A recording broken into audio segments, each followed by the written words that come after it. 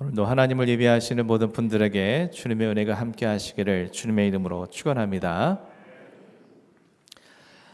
베드로와 열한 사도는 자신들이 성령에 충만하여서 각 나라의 언어로서 하나님의 큰 일을 증언하는 것을 두고 새 술에 취했다고 조롱하는 사람들 앞에 함께 일어섰습니다. 그리고 베드로는 자신들이 새 술에 취한 것이 아님을 해명하였습니다. 그 근거로 베드로는 지금 시간이 제3시, 즉 오전 9시임을 상기시켰습니다. 유대인들이 절기날에는 오전 10시까지 금식하는 관례가 있었던 것처럼 지금 금식하는 이때에 술에 취했다라는 것은 있을 수 없는 일이라는 뜻이었습니다. 더군다나 오전 9시에는 유대인들이 정기적으로 기도하는 시간이었기 때문에 자신들이 새 술에 취했다는 그들의 주장은 억측에 불과하다는 것을 지적하였습니다. 그리고 요엘서 2장 28절 이하의 말씀을 통해서 하나님께서 오래전부터 약속하신 성령님께서 지금 자신들에게 임하신 것임을 증언하였습니다. 하나님께서 남녀노소 빈부 귀천을 떠나 차별을 두지 아니하시고 성령님을 보내주실 것을 약속하셨으며 그 약속에 따라 자신들에게 성령님께서 임하심으로 각 나라의 말로 하나님의 큰 일을 증언할 수 있게 되었다는 것을 그들 앞에 밝힌 것입니다. 그리고 하나님께서 당신의 영을 부어주신 이유는 누구든지 주의 이름을 부르는 자는 구원을 받게 하기 위함이라고 그는 말하고 있습니다. 성령님을 통해서 자신들의 죄로 인해 죽을 수밖에 없는 존재인 것을 깨닫고 그런 자신들에게 생명의 주권자이신 주님이 필요하다는 사실을 믿게 되며 그 주님과의 인격적인 관계를 맺기 위해 주님의 이름을 부르도록, 그래서 입술로 주님이 나의 구주이심을 시인하게 되는 자들에게 구원을 주시기 위해 성령을 부어주셨음을 베드로는 증언한 것입니다. 그리고 오늘 본문을 통해서 베드로는 그 주님의 이름이 바로 예수 그리스도라는 사실을 증언하려고 하고 있습니다. 본문 22절 말씀입니다. 이스라엘 사람들아, 이 말을 들으라. 너희도 아는 바와 같이 하나님께서 나사렛 예수로 큰 권능과 기사와 표적을 너희 가운데서 베푸사 너희 앞에서 그를 증언하셨느니라. 이제 본절부터 32절까지 베드로는 복음의 핵심이라 할 수 있는 예수 그리스도에 대해서 증언하려 하고 있습니다. 그런데 베드로는 구원주이신 예수님에 대해서 나사렛 예수라고 증언하고 있습니다. 나사렛 예수라는 호칭은 주로 예수님을 비하하려는 사람들이 예수님을 조롱하기 위해서 주님의 출신지인 나사렛이라는 지명을 붙여 불렀던 호칭이었습니다. 예수님의 제자 중 하나인 빌립이 자신의 친구인 나다나엘에게 찾아가서 자신들이 구약에 약속된 메시아를 만났음을 증언하자 그는 단번에 나사렛에서 무슨 선한 것이 날 수 있겠느냐며 그에게 격려하기도 했습니다. 나사렛은 지리적으로 고립되어 있는 작고 작은 마을로서 당시 사람들에게 나사렛 사람들은 무식하고 성격이 괴팍한 사람들로 알려져 있었으며 문화적으로는 다른 도시와는 비교 자체가 안 되는 그런 사람들로 인식되어 있었습니다. 때문에 당시 나사렛이라는 지명은 가난하고 무식하고 괴팍한, 그래서 도저히 그런 곳에서는 선한 것이 날 수 없는 지역이라고 당시 유대 사람들은 인식을 하고 있었던 곳입니다. 그런데 특이한 것은 베드로는 구원주이신 예수님에 대해 다른 이름도 아닌 나사렛 예수라는 이름으로 그들에게 복음을 증언하려고 한다는 것입니다. 복음서에서 예수님에 대해 지칭할 때 가장 흔히 쓰이는 호칭이 바로 나사렛 예수였습니다. 심지어 십자가에 못 박히실 때에도 그 십자가 위에는 나사렛 예수 유대인의 왕이라는 죄패가 붙어 있었습니다. 그리고 오늘 베드로도 예수님을 나사렛 예수라고 증언을 하고 있습니다. 왜 성경은 하고 많은 이름 중에서 구원주이신 예수님을 나사렛 예수이심을 강조하고 있는 것입니까? 사람들에게 예수님께서 구원주이심을 믿게 하기 위해서는 사람들이 무시하고 조롱하기 위해 부른 나사렛 예수라는 이름이 아니라 하나님의 아들 예수 또는 메시아 예수라고 부르는 것이 더 효과적일 것 같습니다. 아니면 예수님께서 보여주신 큰 권능과 기사와 표적을 나타내는 치유자 예수, 귀신을 쫓아내는 예수, 자연이 순종하게 하는 예수, 오병이어의 예수, 죽은 자도 살리는 예수라고 소개하는 것이 더 많은 사람들이 예수님을 자신들의 구주로 믿게 하는 방법으로 보입니다. 그럼에도 왜 성경은 굳이 예수님께서 나사렛 예수이심을 강조한 것이며 베드로는 왜 나사렛 예수라는 이름으로 사람들에게 복음을 증언하려고 하는 것입니까? 사람들에겐 나사렛 예수라는 이름이 무시와 조롱의 이름일지 모르지만 그 이름이 믿는 자들에겐 한없는 위로와 소망을 전해주기 때문입니다. 하나님의 아들이신 예수님께서는 하늘 보좌에 앉으신 채로 이 땅의 영혼들을 구원하려 하지 않으셨습니다. 인간을 구원하시기 위해 하나님이시면서도 친히 인간 여인의 몸을 통해서 종의 형체인 인간의 몸을 입으시고 이 땅에 오셨습니다.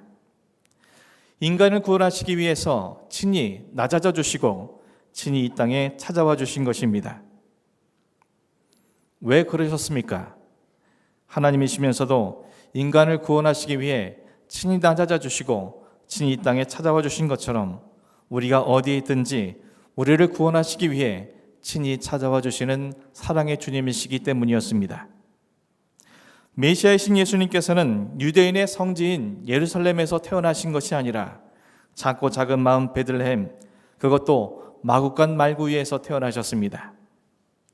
당시 가장 하찮은 존재인 노예라 할지라도 자신의 자식을 말구유에서 태어나게 하는 사람은 없었습니다. 그럼에도 예수님께서는 냄새나고 추하고 더러운 마구간 말구유에서 태어나신 것입니다. 왜 그러셨습니까? 이 땅이 아무리 하찮고 비천한 존재라 할지라도 노예보다 못하다 여기는 사람들이라 할지라도 예수님은 예외 없이 그들 모두를 구원하기 원하시는 능풍률의 주님이시기 때문이었습니다. 구원주신 예수님께서는 일평생 이스라엘의 변방이요 가난과 무지의 상징인 갈릴리 나사렛에서 자라나셨습니다. 그리고 가난한 목수의 아들로서 살아오셨습니다. 왜 그러셨습니까?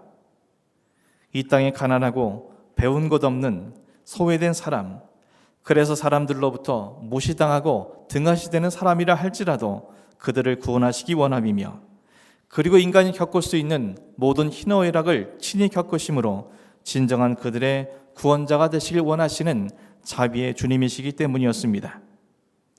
대속주이신 예수님께서는 죽으실 때에도 극악무도한 죄수들이 처형당하는 십자가 위에서 처참히 못 박혀 돌아가셨습니다.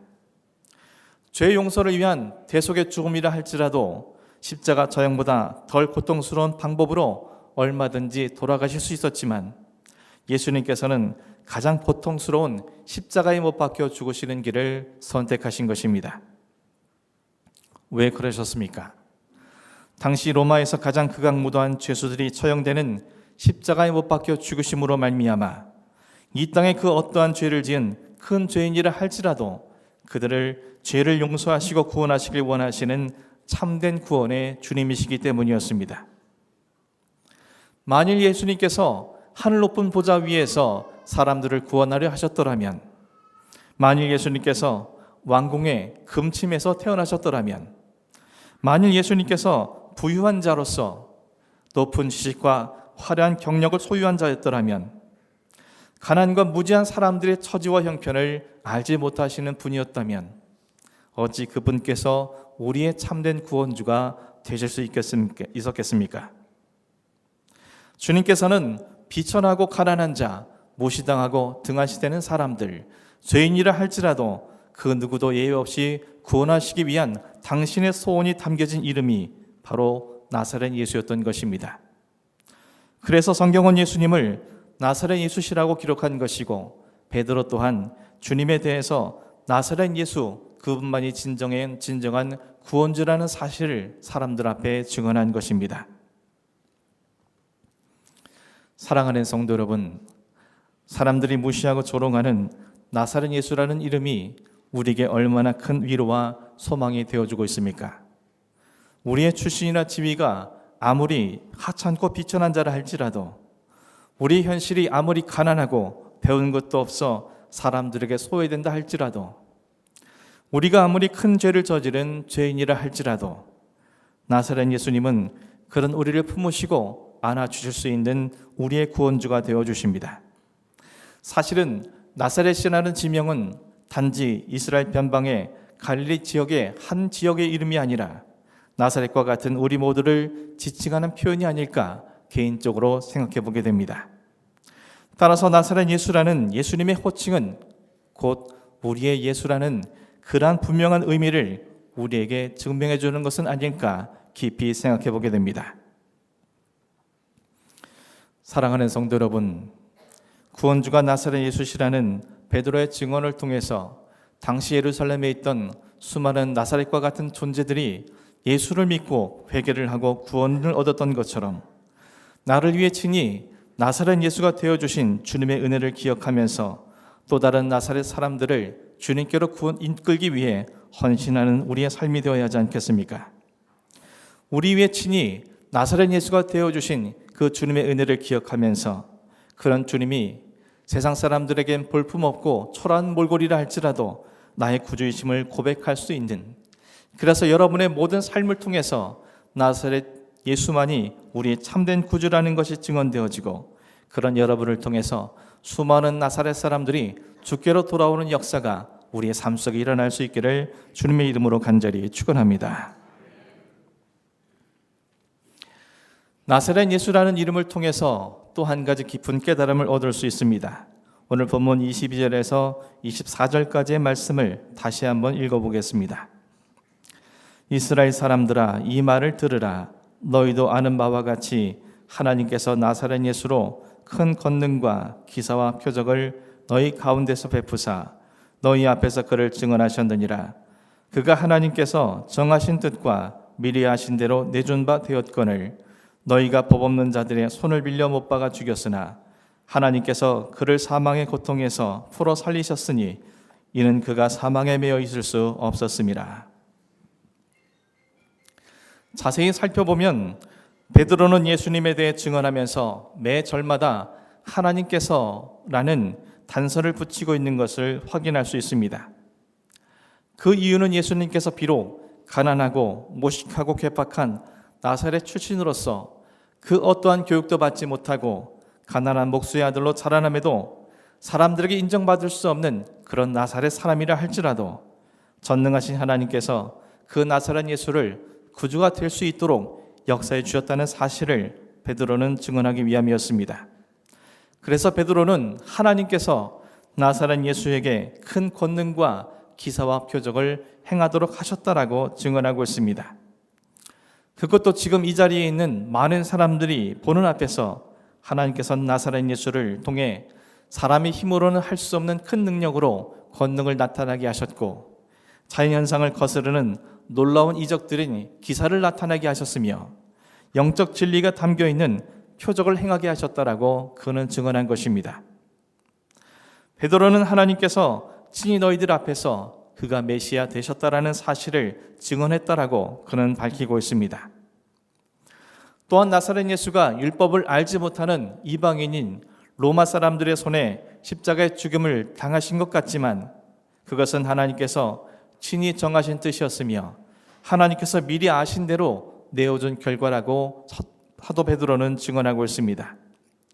그들이 보기에는 예수님께서 로마 군인들에게 무기력하게 붙잡혀 가시고 3년이나 주님을 따르던 자들이 모두 도망하며 밤새 대제사장과 빌라도에게 신문을 제대로 대답하지 못한 채 즉각적으로 십자가에 처형당한 것이 예수 자신의 문제인 것처럼 생각할지 모르지만 이것은 하나님께서 인간을 구원하시기 위해 친히 철저히 계획하셨던 사건이며 그에 따라 이루어진 결과라는 것을 사도 바울은 증언을 하고 있는 것입니다.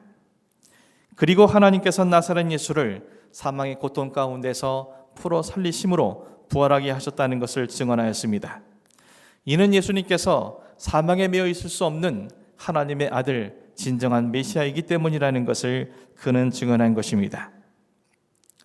이처럼 외형적으로 사람들이 인정하지 않는 나사렛 출신의 예수를 하나님께서 메시아가 되시도록 역사하셨다는 사실을 사도 베드로는 강조해서 그들 앞에 증언하고 있는 것입니다. 사랑하는 성도 여러분, 그렇다면 우리가 나사렛 예수를 나의 구주로 시인하게 될 때 우리에게 어떤 역사가 일어나겠습니까? 우리가 비록 나사렛 사람과 같이 하찮고 비천하며 가난하고 무지하고 조용하는 소외된 존재를 할지라도 하나님께서 나사렛 예수와 함께 하셨던 것처럼 우리와 함께 해주실 뿐만 아니라 나사렛 예수님께 역사하셔 주신 것처럼 우리에게 역사해 주심으로 큰 권능과 기사와 표적을 나타나게 해주시지 않겠습니까? 우리가 하나님의 자녀인 것을 모든 사람들 앞에 친히 증언해 주시지 않겠습니까? 또한 예수님을 사망의 고통에서 풀어 살리셨듯이 우리를 둘러싼 모든 고통에서 우리를 풀어 살리셔서 참된 자유로 우리의 삶을 채워주시지 않겠습니까? 사랑하는 성도 여러분, 여러분 가운데 자신의 한계를 경험하며 아무것도 할 수 없는, 또 하기 싫은 무기력한 삶을 살아가시는 분이 계십니까? 하나님께서 나사렛 예수를 그리스도로 고백하는 여러분들에게 큰 권능으로 함께해 주실 것을 믿습니다.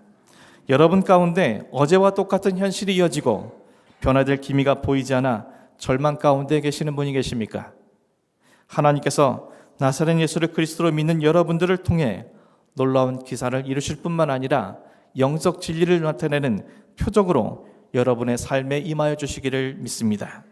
여러분 가운데 사망의 고통처럼 처절한 고통과 억압 속에 살아가는 분이 계십니까? 하나님께서 나사렛 예수를 그리스도로 고백하는 여러분에게 모든 고통과 억압에서 풀어 살리심으로 참된 자유함을 누릴 수 있도록 역사해 주실 것을 믿습니다. 저와 여러분 모두가 나사렛과 같은 존재인 우리들이지만 나사렛 예수를 우리의 구주로 고백하는 한 우리에게 역사해 주실 전능하신 하나님을 신뢰하면서 모든 상황 속에서 그것이 어떤 상황이든지 간에 오히려 찬송과 감사로 승리의 삶을 이룰 수 있는 여러분의 심령과 삶, 여러분의 모든 인생이 되기를 주님의 이름으로 간절히 축원합니다. 기도하겠습니다.